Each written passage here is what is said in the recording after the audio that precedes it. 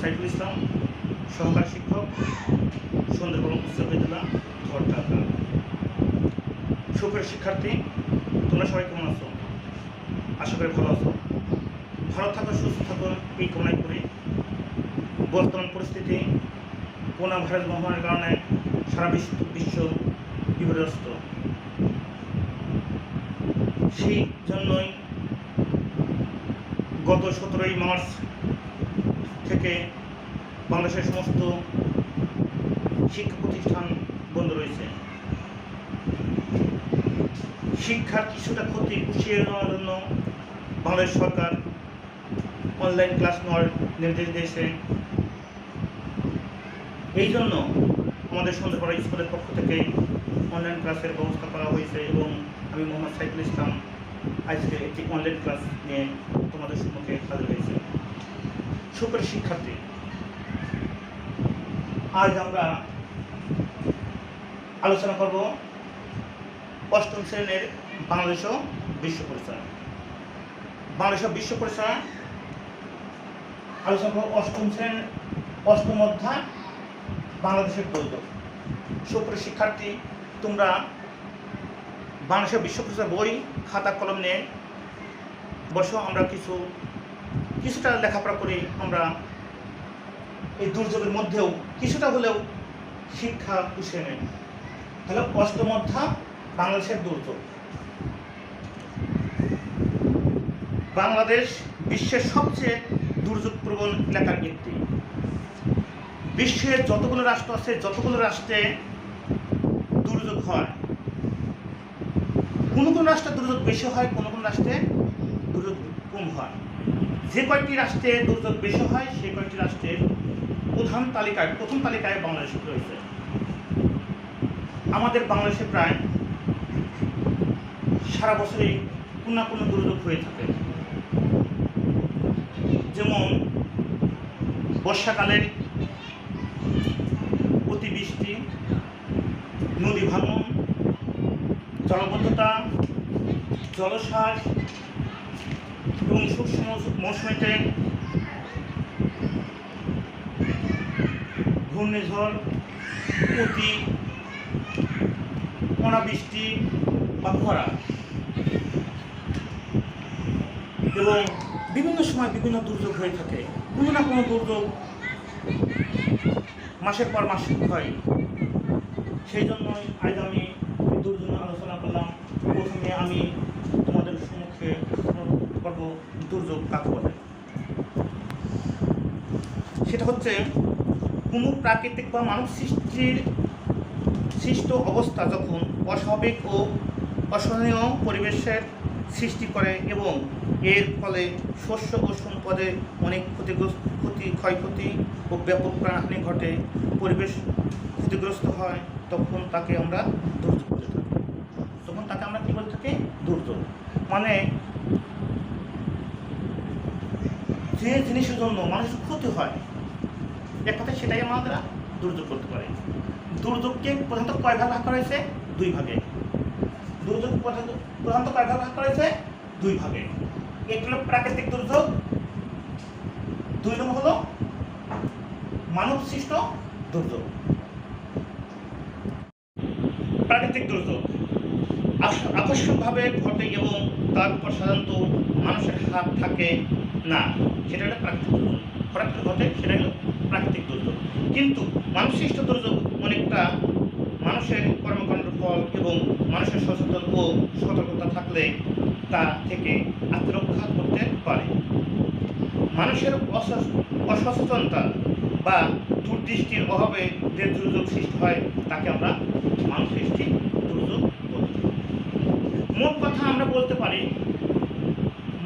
মানুষের মাধ্যমে যে দুর্যোগ সৃষ্টি হয় সেটাই মানব সৃষ্টি দুর্যোগ। সুপ্রিয় শিক্ষার্থী, আমরা আজ প্রাকৃতিক দুর্যোগের কয়েকটি পয়েন্ট নিয়ে আলোচনা করব। প্রথমেই আমি আলোচনা করব ভূমিকম্প। ভূমিকম্প পৃথিবীতে যত রকম প্রাকৃতিক দুর্যোগ ঘটে তার মধ্যে ভূমিকম্পই সবচেয়ে অল্প সময়ে সবচেয়ে বেশি ক্ষতিগ্রস্ত হয়। এই পৃথিবীতে যতগুলো প্রাকৃতিক দুর্যোগ আছে তার মধ্যে সবচেয়ে ভূমিকম্প অল্প সময়ে ঘটে থাকে এবং জনজীবনকে অনেক ক্ষয়ক্ষতি করে তোলে। ভূমিকম্পর ব্যাপারে কোনো আগাম সতর্ক সংকেত দেওয়া সম্ভব নয়। ভূমিকম্পের সময় কিছু বুঝে ওঠার আগেই একটা বা কয়েকটি ঝাঁকুনিতে পুরা এলাকা ধ্বংসস্তূপে পরিণত হয়। একই স্থানে সাধারণত পরপর কয়েকবার বড় ধরনের মাঝারি ধরনের ভূমিকম্প হতে পারে। বাংলাদেশের ভূমিকম্প ঝুঁকির মধ্যে রয়েছে বিশেষ করে ঢাকা, সিলেট, রংপুর ও চট্টগ্রাম অঞ্চলে এই ঝুঁকি বেশি। চট্টগ্রাম ও সিলেট অঞ্চলে ইদানিং প্রায় মৃদু ভূমিকম্প হয়ে থাকে। 2011 সালে 28 সেপ্টেম্বর সংঘটিত ভূমিকম্পটি ছিল বেশ প্রচণ্ড। এই ভূমিকম্পে সারা বাংলাদেশে কেঁপে ওঠে। ভূমিকম্প প্রতিরোধের কোনো ব্যবস্থা এখনো মানুষকে জানা নেই। তবে ভূমিকম্পের সময় আত্মরক্ষা এবং ভূমিকম্পের পর উদ্ধার ও ত্রাণ কাজ সম্পর্কে মানুষকে ধারণা দিতে হবে। ভূমিকম্পের আগে এবং পরে বিভিন্ন সচেতনমূলক সংগঠন অবশ্যই আমাদের করতে হবে। আমরা যাই হলো পয়েন্ট 2, সুনামি একটি প্রাকৃতিক দুর্যোগের নাম। সুনামি একটি প্রাকৃতিক দুর্যোগের নাম। এটি মূলত জাপানি শব্দ, যার অর্থ হলো সমুদ্র তীরের ঢেউ। সমুদ্রের তলদেশে প্রচণ্ড ভূমিকম্প হলে কিংবা অন্য কোনো কারণে ভূ আলোড়নের সৃষ্টি হলে বিস্তীর্ণ এলাকা জুড়ে প্রবল ঢেউয়ের সৃষ্টি হয়। এই প্রবল ঢেউ উপকূলে এসে তীব্র বেগে আছড়ে পড়ে। এই সামুদ্রিক ঢেউয়ের গতিবেগ ঘন্টায় 800 থেকে 1300 কিলোমিটার হতে পারে। সুনামির কারণে সমুদ্রের পানি জলোচ্ছ্বাসের আকারে ভয়ঙ্কর গতিতে উপকূলের 10 কিলোমিটারের মধ্যে ঢুকে পড়তে পারে। এর ফলে অল্প সময়ের মধ্যেই উপকূলের ঘরবাড়ি, দালান কোঠা, রেলপথ, রাস্তাঘাট, বৈদ্যুতিক যোগাযোগ ব্যবস্থা সম্পূর্ণ কিছু ধ্বংস হয়ে যেতে পারে। 2011 সালে জাপানের উত্তর পূর্ব এলাকায় ভয়াবহ সুনামি সংঘটিত হয়।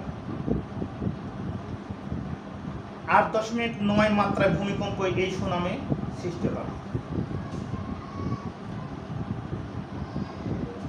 তাহলে আমরা বুঝতে পারলাম সুনামি হয় কি সমুদ্রে বা সাগরের নিচ থেকে যে প্রচণ্ড ঢেউ আছে, এই ঢেউয়ের কারণে আমাদের জনজীবন বিধ্বস্ত করে এবং আমরা যেখানে বসবাস করি সেখানে জলোচ্ছ্বাসের সৃষ্টি হয়।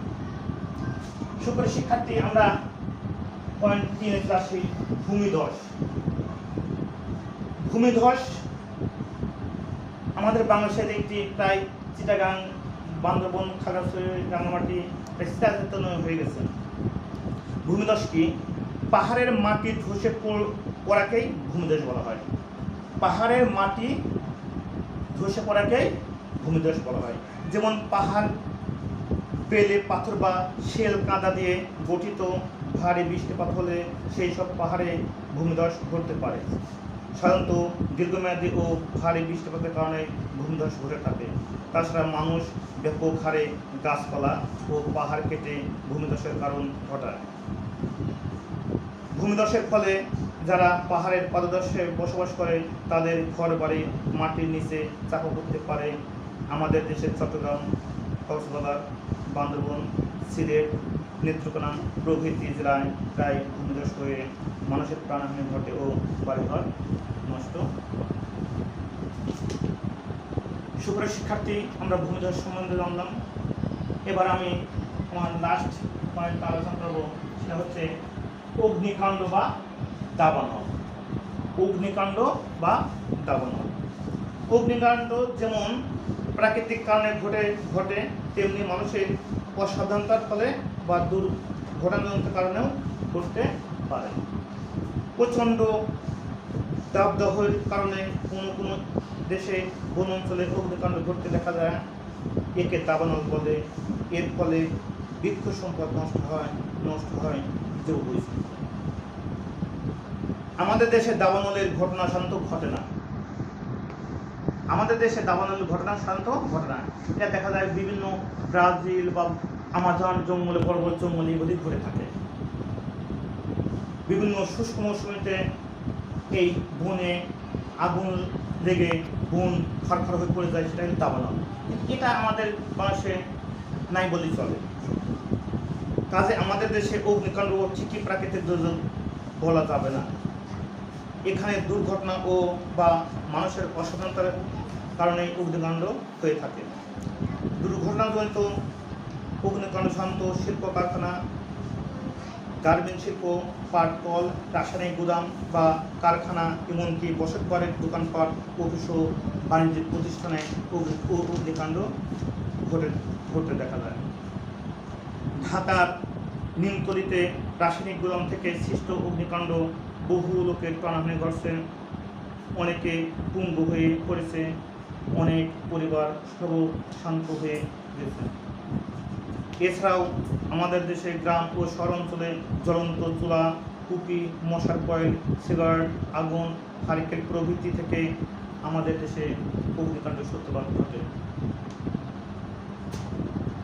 সুপ্রিয় শিক্ষার্থী, আজকে আমরা অষ্টম অধ্যায় বাংলাদেশের দুর্যোগ সম্বন্ধে কিছু শিখলাম।